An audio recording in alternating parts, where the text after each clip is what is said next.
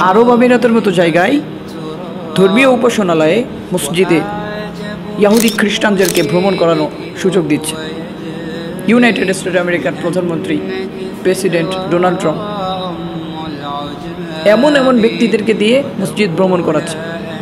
সে কি কোনো ধর্মগুরু?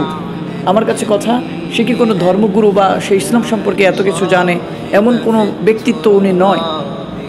সে একজন খ্রিস্টান, তাকে দিয়ে মসজিদ ভ্রমণ করাচ্ছে।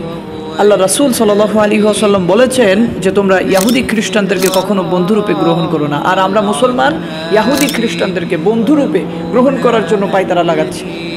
ইহুদি খ্রিস্টানদের বন্ধু বানানোর জন্য আমরা আমাদের দেশে আনতেছি, আমাদের মসজিদ ভ্রমণ করাচ্ছি, আমরা ডলার দিচ্ছি, আমরা তেল দিচ্ছি, আমরা অর্থনৈতিকভাবে তাদেরকে সহযোগিতা করতেছি। আল্লাহ রাসূল সাল্লাল্লাহু আলাইহি ওয়াসাল্লাম তো বলেই গিয়েছেন চোখ ধাঁধানো মসজিদ হবে, কিন্তু সেই মসজিদগুলো থাকবে না তাকওয়াবান মুসল্লি, তাকওয়া শূন্য হয়ে যাবে।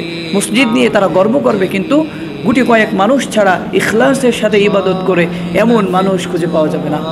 ইখলাসের সাথে ইবাদত করবে গুটি কয়েকজন মানুষ, আর তারা মসজিদ সাজানোর জন্য ব্যস্ত হয়ে পড়বে। দেখেন আরব আমিরাতে এমন কোনো মসজিদ নাই স্বর্ণ না দিয়ে সাজায়, স্বর্ণ অক্ষরে তারা নাম লেখার জন্য চেষ্টা করে। আজকে আল্লাহ তাআলা তাদেরকে ধনকূপ দিয়েছিল, কিন্তু সেই ধনকূপের অপব্যবহার তারা করতেছে।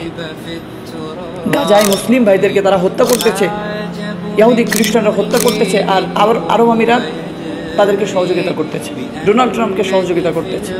এটাই তাদের অবস্থা। আজ মুসলমানদের অবস্থা কোথায় গিয়ে দাঁড়িয়েছে?